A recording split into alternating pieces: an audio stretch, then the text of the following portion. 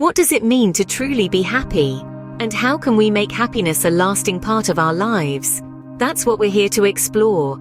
Happiness, as seen from a psychological perspective, isn't merely an emotion. It's a state of being, a consistent presence that we can cultivate and maintain through certain practices. It's about understanding that happiness isn't dictated by external circumstances. It's about our internal attitudes and behaviors. The key to happiness lies not in external circumstances, but in our internal attitudes and behaviors. How can we build a strong sense of self-worth and confidence? The answer lies in these 10 powerful techniques, all backed by extensive research. First, practice self-compassion. Treat yourself as you would a dear friend with kindness and understanding. Second, challenge negative self-talk. Replace destructive thoughts with constructive ones. Third, cultivate a growth mindset. See challenges as opportunities to learn rather than as failures. Fourth, set realistic goals and celebrate your achievements, no matter how small. Fifth, maintain a gratitude journal. It helps shift focus from negative aspects to positive ones. Sixth, practice mindfulness. Live in the present and accept it without judgment. Seventh, engage in activities that bring joy. It could be gardening, painting, or simply reading a book. Eighth, foster positive relationships. Surround yourself with people who uplift you. Ninth, make self-care a priority, both mentally and physically. And 10th, seek professional help if needed.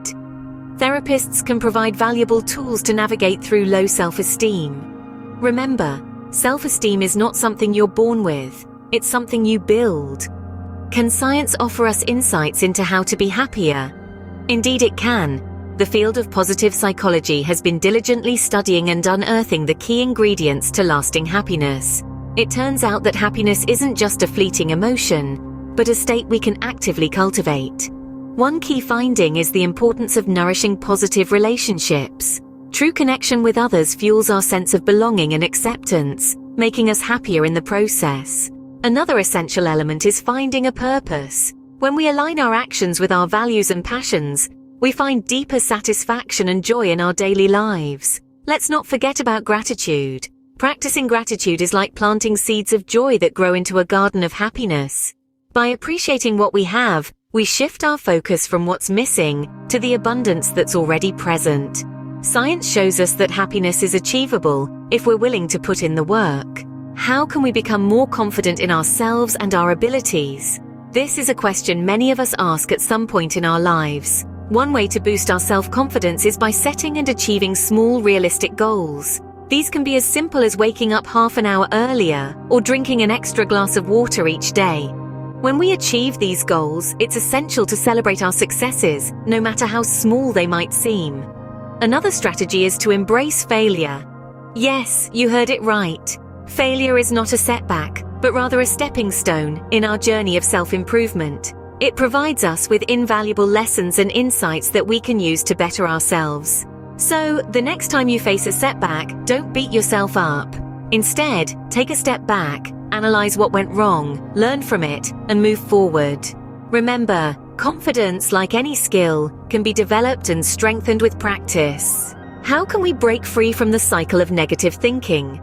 It's a question many of us have asked ourselves. Negative thinking patterns like catastrophizing or personalizing can trap us in a cycle of self-doubt and low self-esteem.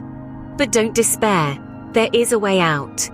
Cognitive restructuring is one powerful strategy. It involves identifying our negative thoughts and challenging their accuracy. For instance, if you often think, "I always mess up," you can challenge this by recalling times when you've succeeded. This helps to create a more balanced, realistic view of yourself. Mindfulness practices can also help. By focusing on the present moment, we can learn to observe our thoughts without judgment. This can prevent us from getting swept up in negative thought spirals. Remember, our thoughts are not facts, they're just thoughts, and by changing our thoughts, we can change our feelings about ourselves. So let's break free from negative thinking and embrace a more positive self-image. By changing our thoughts, we can change our feelings about ourselves. How can we find joy in the everyday moments of life? It's a question we often ask ourselves, isn't it? Well, the answer lies in some simple yet powerful psychological strategies. Firstly, practicing mindfulness is key. Be present in the moment, fully engaged with what you're doing, rather than letting your mind wander. This can transform mundane tasks into moments of calm and focus. Secondly, savor positive experiences. Whether it's a delicious meal, a beautiful sunset, or a chat with a loved one, take a moment to really appreciate these experiences. By doing so, you're actively cultivating joy in your life.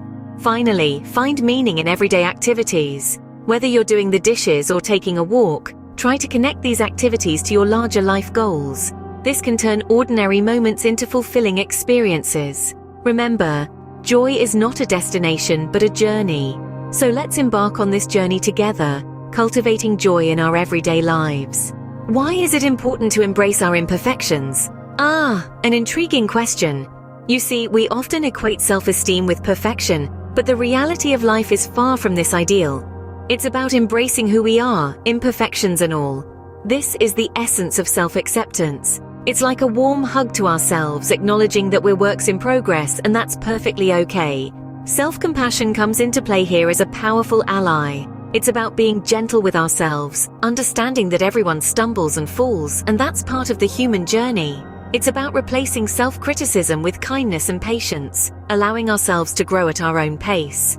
Then, there's the challenge of societal standards of perfection. We must remember that these standards are often unrealistic and unattainable. It's important to define our own standards, based on our unique values and aspirations. Our imperfections make us human, and embracing them can lead to greater self-esteem and happiness. How can being kind to ourselves boost our well-being? An intriguing question, isn't it? The answer lies in the power of self-compassion, a concept that's all about treating ourselves with the same kindness, understanding and empathy that we would offer to a dear friend. When we stumble or fall, it's easy to be hard on ourselves. But self-compassion encourages us to be gentle and understanding, to recognize that everyone makes mistakes and that it's a part of being human. It's about acknowledging our pain without judgment or self-criticism. Practicing self-compassion includes mindfulness, where we consciously pay attention to our thoughts and feelings without trying to suppress or deny them. It involves self-kindness, a commitment to be caring and understanding toward ourselves. And it also includes recognizing our common humanity, understanding that all humans are imperfect and that we all suffer in one way or another. Self-compassion is a powerful tool for enhancing our well-being and happiness. What can psychology teach us about happiness? Let's delve into the rich tapestry of insights that psychology has to offer. One of the key lessons is the pivotal role of positive emotions. They're not just the outcome of happiness, but they can also be its catalyst. By consciously fostering positivity, we can create a virtuous cycle of joy. Next, we cannot overlook the importance of relationships. Interpersonal connections fuel our emotional well-being and are a cornerstone of happiness. To nurture these bonds, empathy and understanding are essential tools. Finally, let's talk about purpose. Having a sense of purpose, a reason that drives us forward, infuses our lives with meaning and satisfaction. It's not just about achieving goals, but also about aligning our actions with our values and passions. So you see, happiness isn't just a state of mind. It's a journey, a process, an ongoing dance between our emotions, relationships, and sense of purpose. Understanding the psychology of happiness can empower us to lead happier, more fulfilling lives. How can we become more resilient in the face of life's challenges? This is a question that often comes up when we talk about mental health. Resilience is the mental fortitude that allows us to bounce back from adversity. It's like the mental immune system, helping us to recover from life's setbacks and even grow stronger in the process. Now, how do we foster this resilience? Firstly, by developing a strong support network. Surrounding ourselves with people who believe in us, who encourage us, who can offer a different perspective when things seem bleak can make a world of difference. Secondly, practicing mindfulness can help enhance our resilience. By grounding ourselves in the present moment, we can better manage our stress and anxiety and respond rather than react to challenging situations. Mindfulness allows us to observe our thoughts and feelings without judgment, helping us to cultivate a more balanced perspective. Finally, fostering a positive outlook is vital. This doesn't mean ignoring our problems or pretending everything is fine when it's not. Rather, it's about focusing on solutions rather than problems, on hope rather than despair. It's about recognizing that while we can't control everything that happens to us, we can control how we respond to it. In the end, remember that resilience is not about avoiding difficulties, but about learning to bounce back from them. It's about finding the strength within ourselves to face life's challenges head-on and come out stronger on the other side. So, how can we put all of this into practice? Let's recap. We've explored key principles of happiness, powerful techniques for boosting self-esteem, cognitive strategies for overcoming negative thinking, and the role of self-compassion in enhancing well-being. Start small, perhaps by fostering resilience or breaking free from comparison. Choose one or two techniques and integrate them into your daily routine. Remember, the journey to happiness and self-esteem is a lifelong one, but with these psychological strategies in your toolkit, you're well on your way.